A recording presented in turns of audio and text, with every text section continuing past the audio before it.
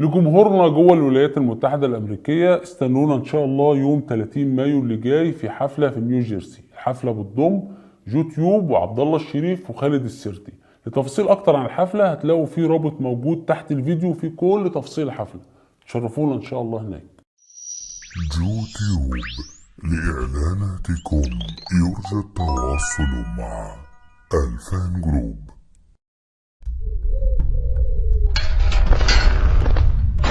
لا والله ما حكم عسكري. الرأي العام في مصر بيتشكل بالآلاف. وايام مرسي كانوا بيتكلموا، لكن ايام السيسي بيتكلموا. القضاء في مصر زيه زي أي قضاء على مستوى العالم، قضاء عادل وقضاء فاسد وناجي شحاتة. ناجي شحاتة ده كان أسهل واحد ممكن نعمل عليه حلقة، لأن كل اللي هنعمله إن إحنا نحط صورته وخلاص. هي أصلا صورته بتقلش لوحدها، وعشان بقى ما حدش بقى يقعد يقول لك بتتريق على خلقة ربنا والكلام ده، لا إحنا والله مالنا دعوة بالكلام ده خالص. إحنا كل اللي بنتكلم عليه هنا غضب ربنا. بالعكس بقى احنا ضد الهجمه الشرسه المغرضه اللي ضد ناجي شحاته، بالعكس وجايين هنا ندافع عنه. لان انت قبل ما تهاجم ناجي شحاته حط نفسك مكانه يا اخي. تخيل وانت طفل بريء ملاك صغير وبالمنظر ده، تفتكر يعني في اي طفل ممكن يبص لك، ممكن يصاحبك، ممكن اسرتك تتقبلك؟ فقبل ما تلوم ناجي شحاته لوم المجتمع. تخيل بقى بعد ما بيتخطى المرحله دي كمان بيوصل لمرحله المراهقه والروشنه والبنات بقى وكده. تخيل هو بالمنظر ده في واحدة ممكن تبص له؟ أكيد لأ. فكان طبيعي إن هو يخش على المواقع إياها وخرائط التت والكلام ده كله. فقبل ما تلوم ناجي شحاتة لوم المجتمع اللي أنتج لنا شخصيات زي دي، شخصيات مريضة ما ينفعش معاها غير التهزيق. انت بتحترميني، انا عايز واحدة تهزقني تهزقني تهزقني تهزقني.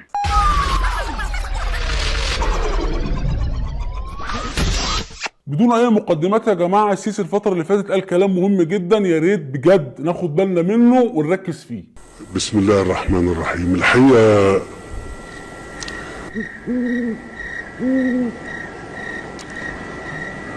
يعني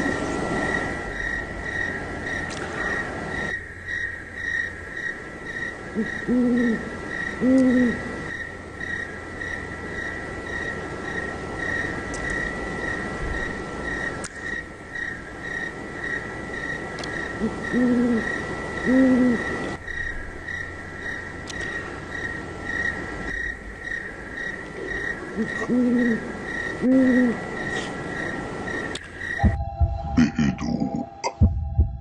معلش يا جماعه، بس الراجل يعني لسه بيسخن برضه، يعني هو عايز زقه وان شاء الله هينطلق على طول. يلا يلا يا كبير، يلا ها نسخن، يلا ها هتيجي اهي، يلا.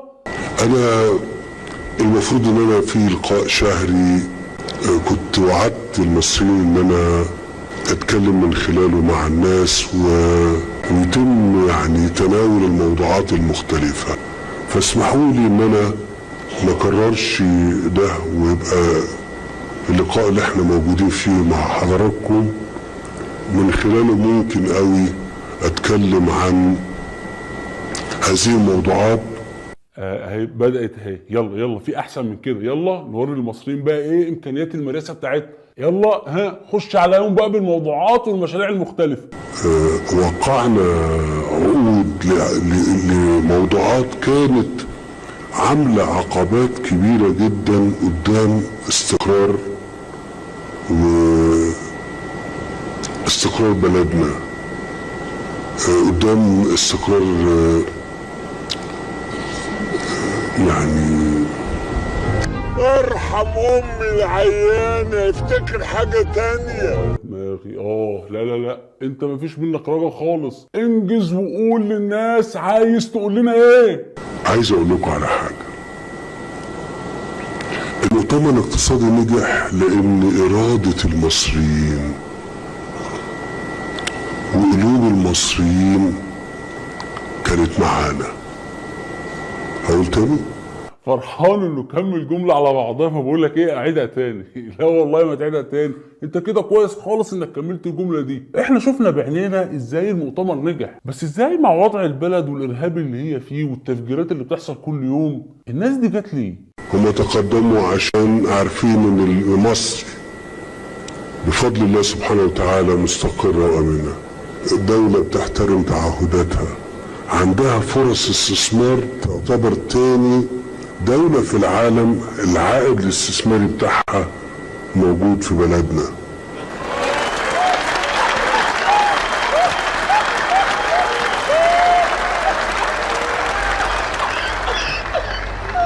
بتضحك ليه يا عم انت؟ بيكذب. ده بيكذب؟ لا لا لا لا، السيسي ما بيكذبش. السيسي يقتل، يسجن، يدعم شرعيه في اليمن، لكن يكذب لا. احنا مجربينه. مش انت يا ريس ما بتكذبش؟ لما تيجي تعمل مشروع وبفكر نفسي وبفكركم بيه تاني، ليه الحلم كبير؟ عشان الناتج بتاعه عظيم قوي. لما اقول لحضرتك ان ممكن اعمل لك مليون فدان، ده موضوع، ده عملاق. انك تعمل مليون فدان بالطريقه اللي انا عايز اعملهم بيه دول، ده موضوع عملاق جدا. كان المفروض ان احنا خلال الشهر ده تتحرك قوافل لكلام احنا قلناه قبل كده، ونبتدي في اصلاح مليون فدان. لكن الحقيقه الواقع العملي في رمضان ما كانتش هتبقى بالمستوى اللي احنا بنتمناه، وعشان كده برضو خلينا القرار يتأجل لبعد رمضان. لو عايز اصلح المليون فدان، وانا لغايه دلوقتي وانا قاعد معاكم لم اطلق هذا المشروع حتى الان. ليه؟ لانه يمكن اطلقه ان شاء الله.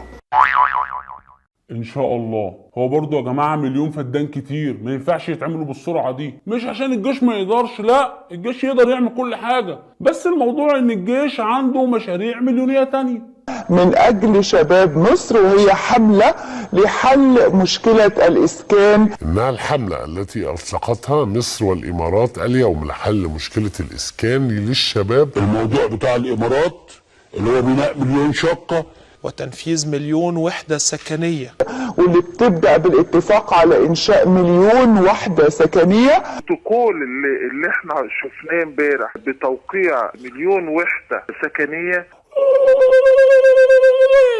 مبروك. أنا أقطع دراعي لو المشروع ده المليون وحدة اتعملوا. قرية الأوهام، ومفيش مليون وحدة سكنية. مشروع الوحدات السكنية إذا مشروع فنكوش. استلم أول ما تشوف حلبة ودنك. المهزلة بتاعت المليون وحدة سكنية. تراجع الحكومة عن إسناد مشروع المليون وحدة سكنية بسبب عجز الشركة عن التمويل. أنا واخد فيها، أنت خدت فيها، كلنا لازم ناخد فيها. خدوا فيها كده. الشعب خد في المليون فدان وخد في المليون وحدة سكنية. ومش بس كده، السيسي ابو الكرم كله اكيد عنده حاجات تانية قادر يديها للشعب. أنا بقول لك هعمل لك شبكة طرق في خلال سنة تمسك مصر كده. أنا بقول إن شاء الله سنة شبكة طرق. أمال إيه؟ أنا عارف أنا بقول إيه. لما بنيجي نتكلم على طريق الوصلة من اسكندرية، من محطة الرسوم لغاية كارفور في اسكندرية وغيره كتير، لما الموضوع ده نقول اعملوا الطريق ويكون ميعاده في كام يا فندم؟ 30/6، ولغايه النهارده انا بكلمكم ما خلصش. 30/6 اللي فات. يا راجل، يعني هي جت على دي؟ يعني عربيات الخضار اللي جت ولا الايدز اللي اتعالج ما جاتش على دي يعني؟ وبعدين انت عندك حاجات تانية اهم من كده بكتير. الجيش بتاعك بيحارب لك الارهاب. لو كان الجيش ده بتاع حد غير انه يكون بتاع المصريين كان بقى فيه كلام تاني، لكن الجيش ده دايما وهيفضل بس لمصر بس. مصر. ايوه مشيرنا، جيش مصر بس لمصر. مصر. احنا مش محتاجين نعمل غير ان احنا نتحرك بمسؤولية تجاه المشكلة اللي موجودة فيها اليمن ونحلها كلنا مع بعض. اليمن ايوه اليمن يا سيسي، لما نخلص من الارهاب اللي موجود في سينا ونظبط البلد. والله ما بقتش فاهمك خالص، ولا بقيت فاهم انت عايز ايه، ولا انت بتقول الكلام ده ليه. وبقول الكلام دوت عشان اطمن المصريين على الجهود المبذولة، وعلى ان احنا كل يوم بفضل الله سبحانه وتعالى احنا بنحقق استقرار وامن اكتر من الايام السابقة اللي فاتت. بأمارة ايه يا اخويا؟ بأمارة العلا اللي بتاكلها كلنا ياض. اخش اجيب لك سطر الجلاليب من جوه. حوادث العنف في شمال سيناء. الحادث الإرهابي اللي حصل في كمين قرم الكواديس. الهجوم الانتحاري بمدينة العريش شمال سيناء. عملية إرهابية حقيرة بالقرب من واحة الفرافرة في الوادي الجديد. إرهابيين نصبوا كمينين منفصلين بمنطقتي رفح وشيخ زويد. فتح مسلحين النار على قوات الأمن بنقطة أمنية في مدينة العريش. وكانت 5 أكمنة أمنية بمحافظة شمال سيناء تعرضت لعدة هجمات مسلحة. انفجرت 10 عبوات ناسفة اليوم بالقرب من أبراج الضغط العالي بجوار مدينة الإنتاج الإعلامي. يعني مشاكل في سينا ومشاكل في اليمن ومشاكل في مدينة الإنتاج الإعلامي ومشاكل جوه البلد. هي البلد دي ما فيهاش حد كده يفهمنا سياسة البلد دي ماشية ازاي. وسينا فيها مشاكل كتير، ولكن الجيش موجود، وإذا كانت الشرطة بتساعد بشكل أو بآخر أنا معرفش. المسألة طويلة، في أحداث في اليمن، في تحالف وفي قصص وفي حاجات وفي زحمة كبيرة قوي. يعني أنا بس إذا كان لي كلمة أقولها يعني نتأمل، لأن الدنيا هايصة قوي قوي قوي. هيصة كبيرة علي النعمة يا أستاذ محمود، أنت الوحيد اللي فاهم في البلد دي. نعمل إيه بقى؟ هم إن إحنا بقى إيه، ننقي كده بقى، تنقي اللي ينفعك مش اللي يضرك. عشان كده النهارده احنا هنتكلم عن 2 فنانين رحلوا عن عالمنا. تصدق انا غلطان لسه شدت بواحد زيك. امشي غور يلا في 60 دقيقة وهات لي الناس اللي بتفهم في السياسة تكلمني في السياسة. سيبكوا بقى من موضوع السياسة. مش السياسة دي انا بقول لكم ايه، مش هتنفعنا بنكلة. آن الأوان إن إحنا نعيد الفن مرة أخرى. وأنتوا أصلا مش بتوع سياسة. لما الكرة ترجع والفن يرجع الحياة بتستمر. احنا السياسة كانت دماغنا، كأن في وباء، كأن في طاعون لا قدر الله بقى بيصيب المصريين كلهم اسمه السياسة. يقول لك بلاش بقى تتكلموا في السياسة اليومين دول شوية لأن الناس زهقت، بس احنا على كل حال ما بنتكلمش في السياسة. انت تاني تتركم شغل في 60 داهية؟ لا حول ولا قوة الا بالله. لا بتوع السياسة نافعين ولا بتوع الهلس نافعين. يلا هو ده اعلامنا برضه، هنعمل ايه؟ بعدين جايز يكون الاعلام ليه مهمة تانية المخابرات قايله له يعملها. لازم تستحمل شوية، الحياة هتبقى ناشفة جدا لغاية اما الدنيا تتحسن. استنى شوية طيب، البلد طلع جنيه، ده بكلمك على شهرين يا اخي. لازم تستحمل عشان خاطر احنا في حالة حرجة. انا بطلب مبادرة هدنة 6 شهور بس، 6 شهور بس، وبطلب اللي انت عايزه. لازم نتحمل شوية، ما ينفعش يا جماعة والله اللي بيحصل منكم ده. والله انا رأيي انه في ظرف 2 3 بلد دي هتبقى كويسة جدا. في ظرف من 2 ل3 المواطن يشعر 2 و3 من اول يوليو. ادوا مصر فرصة، ادوا البلد فرصة تشم نفسها. يا سيدي مش عايز السيسي ومش عايز ده 3 سنين وماشي. حلوه 3 سنين ويمشي. مين ده اللي يمشي يابلو على 3 سنين؟ احنا نخرب بقى على الكبر اي حد كده يجي يطعن في ثوابت البلد؟ ولا ثانيه كده معلش انا اسف، مش جايز المشير السيسي ذات نفسه زاهد في السلطه ونفسه يخلع ايده منها ويمشي؟ ليه لا؟ انا ضد تصريحات الرئيس المستمره اللي بيكررها انه لو الشعب مش عايزني امشي. مفيش حاجه اسمها كده، مفيش حاجه في نظام ديمقراطي اسمها كده. حضرتك يا ريس ليك 4 سنين، بعد ال4 سنين في انتخابات، في مسؤوليه. محدش يقول ان وسط المسؤوليه دي حد يمشي. الشعب اختارك لل4 سنوات القادمه، ما اختاركش بعد سنه ونص وبعدين لو الشعب مش عايز امشي. لا مفيش حاجه اسمها كده.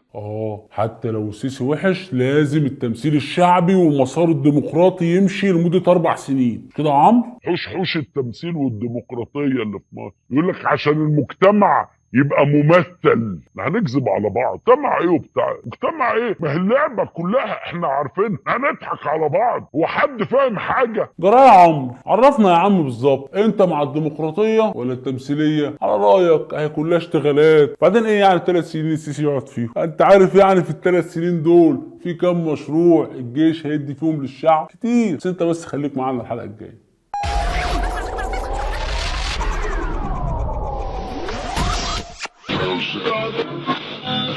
هم تقدموا عشان عارفين ان مصر مستقرة وامنة.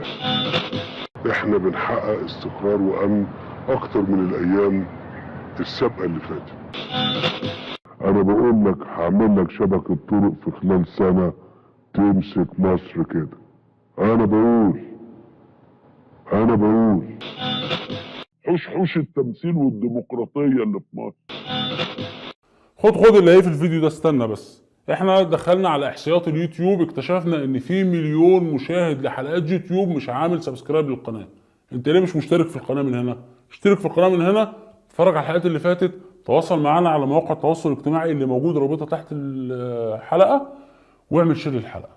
سلام.